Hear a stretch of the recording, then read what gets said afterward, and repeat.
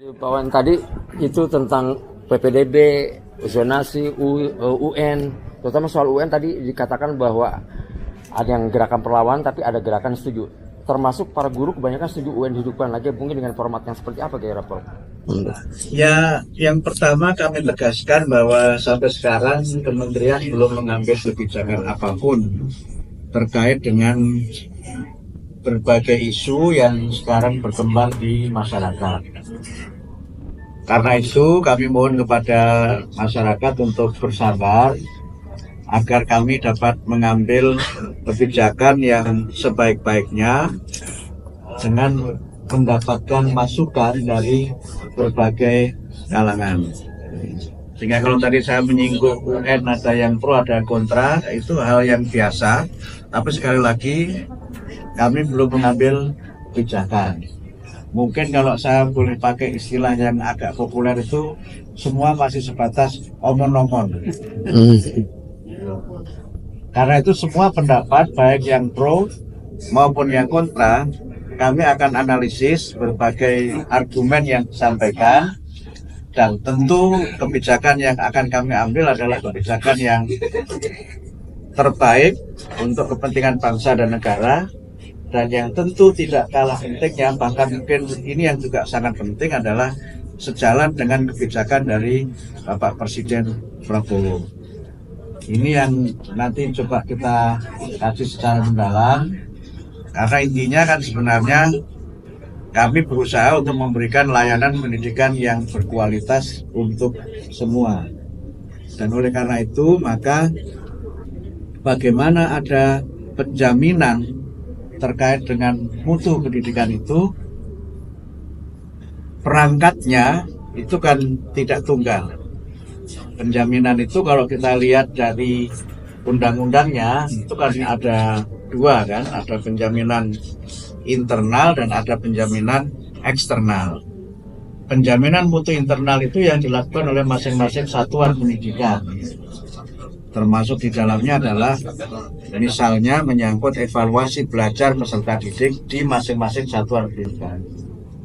Nah, penjaminan eksternal itu penjaminan yang dilakukan oleh institusi-institusi penjaminan mutu. Nah, misalnya akreditasi itu kan penjaminan mutu eksternal.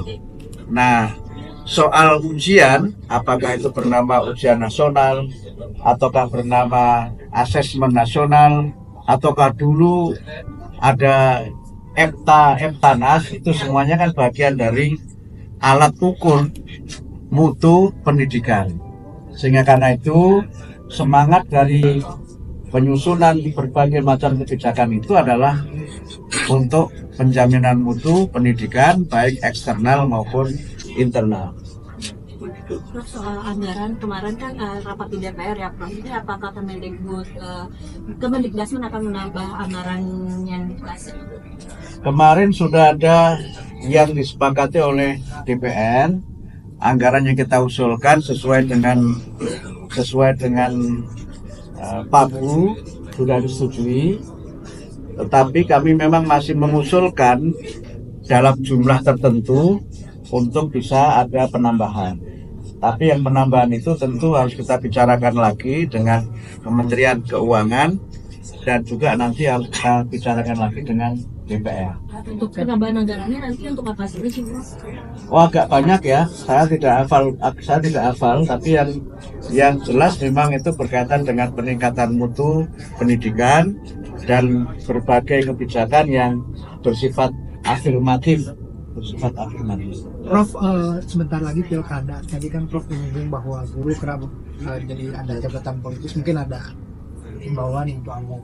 Ya, kami menghimbau kepada para guru untuk konsisten dengan profesinya sebagai pendidik dan tanpa mengurangi hak mereka sebagai warga negara untuk menentukan dan berpartisipasi dalam pemilihan kepala daerah. Kami menghimbau agar guru-guru tetap netral dan tidak menjadikan satuan pendidikan atau lembaga-lembaga pendidikan sebagai arena atau ajang kampanye calon-calon tertentu. Ini penting agar satuan pendidikan itu tetap menjadi institusi pendidikan. Kalau di luar satuan pendidikan, silakan para guru berpartisipasi dalam politik, menentukan hak pilihnya. Dan kalau saya boleh mengusulkan ya, guru-guru jangan golput. Walaupun golput itu tidak melanggar undang-undang, tetapi golput menurut saya sikap politik yang tidak banyak manfaatnya dalam konteks kita membangun partisipasi dan aspirasi politik. Mas Menteri, soal P3K tadi bagaimana? P3K tadi gimana? Kemungkinan Kami masih menunggu jawaban surat yang kami kirimkan kepada Presiden. Tapi aspirasi yang kami terima dari banyak sekali organisasi, baik organisasi profesi maupun ormas-ormas yang menyelenggarakan pendidikan, saya kira 100% ya, 100% yang swasta itu. apalagi Muhammadiyah ya. Enggak, Muhammadiyah salah satunya. Itu meminta supaya guru-guru P3K itu dapat ditugaskan di sekolah-sekolah swasta. Prof, satu lagi, ini kan sekarang guru berlomba-lomba untuk menjadi guru penggerak karena mereka dijadikan sebagai salah satu syarat untuk menjadi kepala sekolah. Tadi Prof disinggung bahwa menjadi kepala sekolah tidak bisa instan. Apakah ini isyarat bahwa akan menjadi pertimbangan untuk kepala sekolah dari guru penggerak? Ya, banyak aspirasi dari masyarakat, juga dari para kepala-kepala dinas yang kami sempat bertemu, untuk kepala sekolah itu dipilih atau diangkat dari mereka yang memang betul-betul punya kompetensi. Mereka mengikuti dan mengalami berbagai proses untuk menjadi kepala sekolah.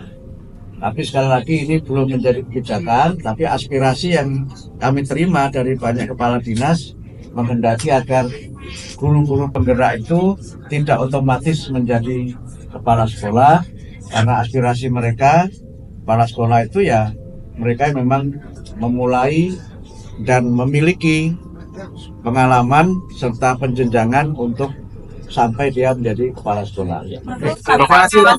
Tapi belum ini ya, tapi kami belum mengambil kebijakan ya. Ini masih aspirasi yang kami terima dari masyarakat. Kebijakannya nanti sampai betul-betul ada peraturan menteri yang mengatur.